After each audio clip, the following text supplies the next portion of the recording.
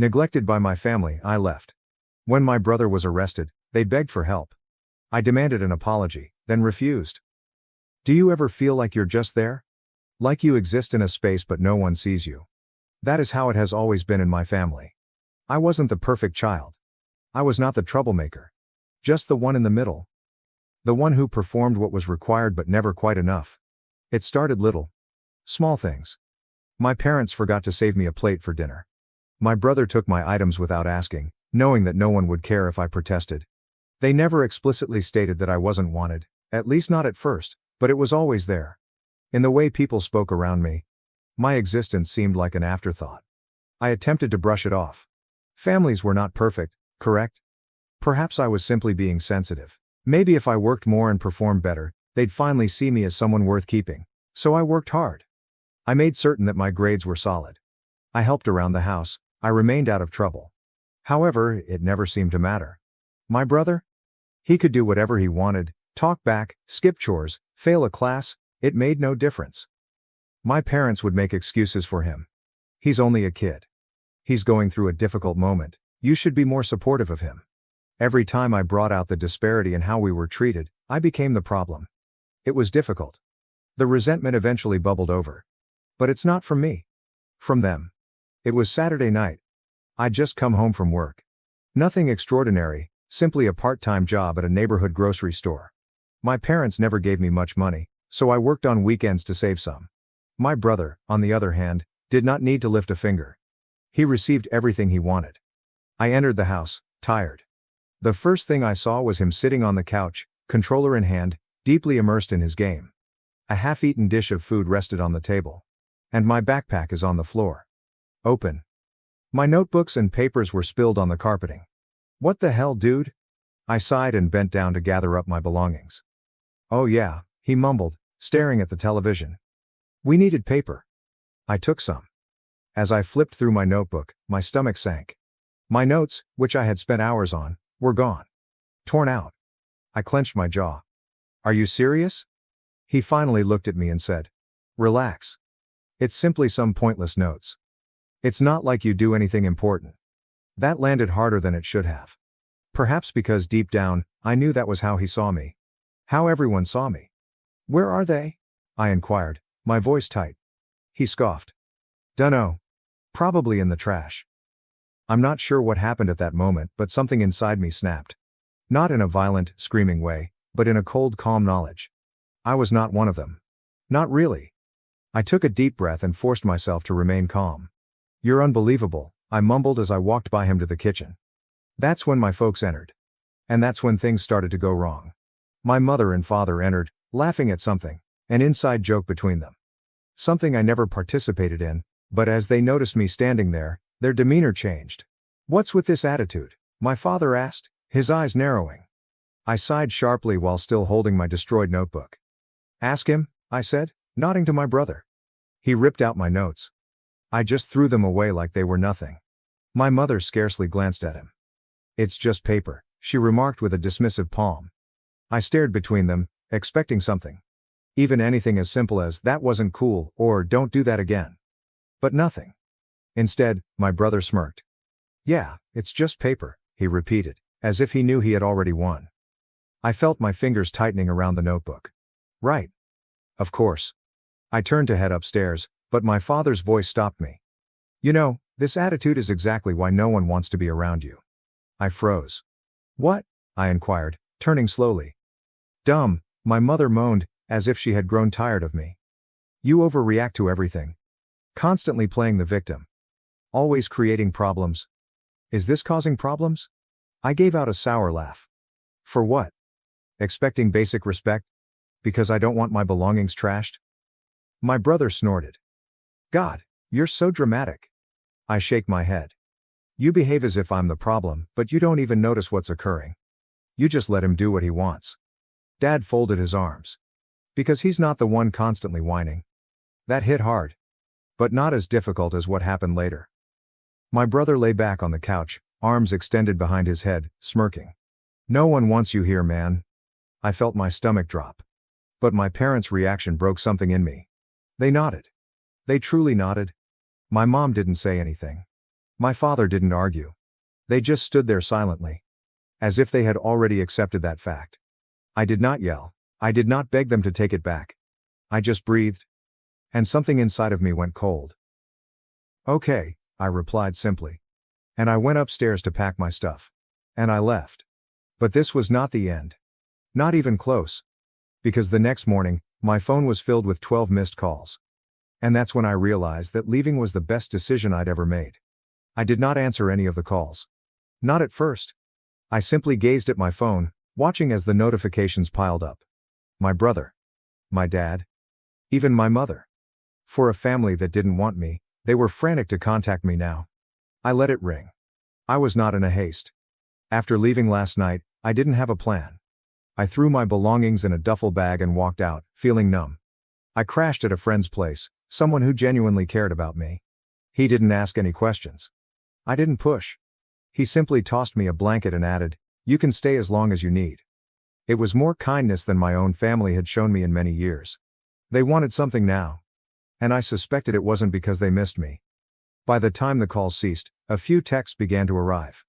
The first ones were exactly what I imagined. Mom. You are acting immature. Come back. Dad. Enough with this crap. You should quit acting like a child. I scoffed. Yes, I actually left. They were definitely not apologetic. Then a new message arrived. One event transformed everything. Mom. Come home now. We have an issue. I glanced at the screen, my pulse quickening. Is there a problem?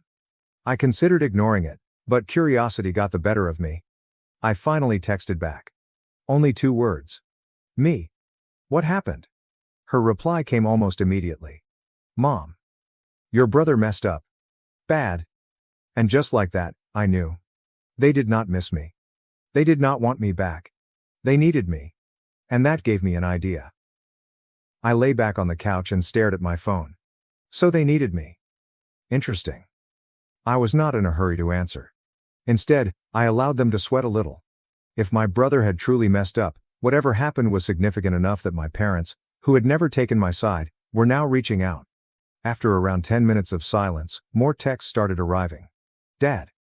We don't have time for your attitude, just come home. Mom. Please. This is serious, seriously. That almost made me laugh. When my troubles became serious, they advised me to get over them. But now that my brother was in peril, it became crucial. I took my time penning the next response. Me. It's not my problem. A minute has passed. Then another. Then my father called. I let it ring, declined. A second later, a text appeared. Dad. You are being selfish. I breathed sharply through my nose. Selfish? That was impressive coming from him. Then my mother texted again. Mom. Your brother has been arrested. I blinked. Okay, now I am interested. I took my friend's car keys from the countertop. I need a ride. He raised an eyebrow. You sure? Thought you were done with them. I smirked. Oh, I am. But I need to see this for myself. 15 minutes later I pulled up in front of my home. My father was pacing on the porch, phone in hand, and appeared more anxious than I'd ever seen him. My mother sat on the steps, head in her hands. For once, no one laughed, no disparaging remarks, just pure panic. Silence. I took my time walking up. So, I casually inquired. Who wants to tell me what happened? My father turned, his gaze steely. Where the hell have you been? I raised an eyebrow. Not here, like you wanted? He clenched his teeth, but before he could respond, my mother spoke. It's your brother, she explained, her voice cracking. He stole something? From the wrong people? I frowned. The wrong people? Dad ran his fingers over his face. Some guys at that arcade he hangs out at. We don't know the details, but they called the cops. He's in holding right now. I nearly laughed. Of course, my brother had spent years treating me like garbage, believing he was untouchable. And now, the actual world had struck him like a truck. I crossed my arms. And what do you want me to do about it? Mom shot me a frantic look. We need money. For a lawyer. Bail. Something. We need your help. I stared at her for a long time. Then I finally grinned. They needed me. But I didn't need them. After years of shoving me aside and treating me like I was nothing, they now looked at me as if I were their only hope. And in a way, I was. I tucked my hands in my pockets and tilted my head slightly. So let me get this straight, I muttered. You told me I was unwanted. You let my brother treat me like garbage. You didn't care when I walked out. But now that he's in trouble, you suddenly remember I exist? My father's jaw stiffened. This isn't about that. This is about family. I laughed. A brief piercing noise. Oh, now we're family? That's funny. Because last night, I was a burden. Mom's eyes were begging. Please. We can talk about all of that later. Right now, we need to get him out before this gets worse. I let out a slow breath, pretending to think about it. And how much money are we talking about? Dad exhaled. Bail is set at $10,000. We can pay a portion, but we need you to cover the rest. I whistled. 10 grand, huh? Sounds serious. My mother perked up somewhat. So, you'll do it? I smirked. Oh, absolutely not. Their faces sank so quickly that I nearly felt awful. Almost. Excuse me? My father snapped. I shrugged. Not my problem. Mom's voice crackled. But, he's your brother. I shake my head. He's your son. I corrected with a firm voice. And you made it very clear that I was never part of this family. Dad stepped forward, wrath in his eyes. You think you're proving a point? You think this is funny? I met his stare without flinching. No. I smirked. I think it's fair. Mom grabbed my arm, her words urgent. We'll pay you back. I took a step backward. You think I trust you? The people who threw me away without a second thought? Her lips opened and closed, but she said nothing. I shake my head. Here's what's going to happen. You're going to figure this out without me, just like you always wanted. And I'm going to walk away, just like you told me to. I turned on my heels and returned to my friend's car. My father cried after me, Don't you dare walk away from us. I looked over my shoulder. You already did it first. Then I got in my car and drove away, leaving them in the mess they had created. I drove away. My fists gripped around the steering wheel. I should have felt triumphant. I should have felt like I finally had the last laugh. But, instead? I felt hollow. Not because I regretted my decision, they deserved it, but because after all, even when they begged for my assistance, I knew they still didn't consider me family. They simply saw me as a solution. A wallet. A safety net. And now, that net was gone. That night, I sat in my room, reading through my phone and eating a beautiful, fatty burger from my favorite takeout restaurant. It was serene. Quiet. I hadn't experienced a night like this in years living under that roof. I considered turning my phone on mute, but I couldn't resist checking my alerts. Surprise, surprise, my family had not given up. Mom sent 3 SMS in a row. Mom. Let's work something out. Please let's speak. Mother. Your brother is still in jail. We're having trouble getting the money together. Mom. Please, I understand we were tough previously, but we're family. I almost choked on my soda. Are we now a family? Did they finally care? That was lavish. I was pondering whether to answer when another text arrived, this time from my father. Dad. See, we can repay you. You simply need to trust us. That one had me laughing out loud. Trust them. The same people who for years treated me as if I were an unwanted guest in my own home? Are these the same people who advised me to leave without hesitation? Yeah. Right. Just as I was about to put my phone down, another message arrived. Brother. Come on, man. Are you really going to let me rot here? Oh, this was really amazing. After everything he's put me through, all the times he's shoved me around, mocked me, and labeled me useless, what now? Now he sought my assistance. I decided to have some fun. Me. You said no one wanted me around. I'm simply respecting your requests. Delivered, read. No response. I smiled at myself, extended my arms behind my head, and ate another piece of my burger. Life was good. The following morning, I awoke to a rush of messages. Groggy, I massaged my eyes, unlocked my phone, and began scrolling through them. Apparently, things were getting tough for the family at home. Dad. We had to sell both the TV and my golf clubs. Your mother is furious at me. I hope you're happy. Dad. Please. We don't know what to do now. And then, the best one yet. Brother. I swear to God, when I leave, you better hope I don't find you. That was hilarious. Was the same guy who needed my help now threatening me? I chose to respond. Me. That is some strong language for someone who requires my assistance. Try again. An hour passed before my mother swallowed her pride and sent another message. Mom. Please, we are definitely struggling. I let her sit in her desperation for a few minutes before responding. Me. I'll bail him out. On one condition. She did not hesitate. Mom. Anything? I smirked. I want a public apology. In the family group chat. A long one. I want you all to admit every horrible thing you've said to me, and I want you to thank me for helping.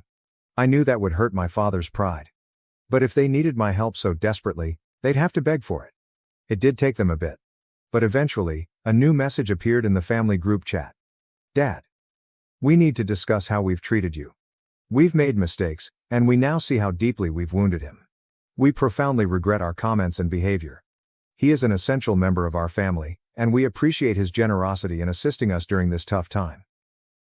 It was stiff, it was forced, and it was quite humiliating for them. Perfect. I gave them a simple thumbs up emoji and proceeded about my day. Did I really bail my brother out? Haha. Absolutely not. But at least I received the apologies I had always deserved. Next week, my brother called me. Man, I can't believe you did this to me, he said over the phone, his voice heavy with rage. I thought you were better than this. I couldn't help laughing. It was not a malicious chuckle. It's more like the giggle you get when the universe gives you precisely what you deserve. Better than what? I inquired, my voice light and even humorous. I'm just giving you what you wanted. You told me I wasn't wanted, remember? So now you get to stay exactly where you belong. I could hear him smashing something into the jail bars in the distance. You can't do this? You're really just leaving me here? I paused for a moment before responding. You know, I thought I might bail you out. I really did. But you, and the rest of the family, you've made it pretty clear that I don't matter. I paused to allow the words to sink in. So now? I get to laugh. I get to enjoy my life, knowing that I'm out here living it on my terms while you're stuck. Enjoy your stay. He did not say anything for a while. I could almost see him furious on the other end. But I didn't care. After years of being regarded as an afterthought, like an unseen shadow in the backdrop, this was my moment. When I hung up the phone, a sense of relief washed over me. I wasn't angry anymore. In fact, I couldn't feel the resentment I used to harbor for them. Everything had melted away. Just like that. My brother remained in jail. They did everything to get him out, but the charges were so serious that they couldn't help him. They begged and pleaded, but the reality was, they needed me far more than I needed them. As for me, I walked away. Hold your head high. I knew I'd finally returned my power. I didn't have to move a finger to make their lives miserable. They had already done it for me. All I had to do was relax, enjoy my quiet, and know that they would never see me the same way again. And whenever I looked at my phone, with its continual reminders of how desperate they were, I smiled. Because in the end, it wasn't only about the money, it was about the sweet, fulfilling taste of vengeance. For the first time in years, I was finally living for myself. Honestly, this story is quite satisfying. The protagonist was mistreated by his family, but the way he turned the tables and refused to help his brother was great. It's like the best revenge. And he didn't even need to do anything drastic, just let them face the consequences. What are your thoughts? Was that the correct decision, or did he go too far? Would you have helped? Or is this retribution well deserved? Let me know your thoughts. Thank you for watching. If you haven't subscribed yet, please do so and hit the notification bell to stay updated with more shocking real-life stories happening around you.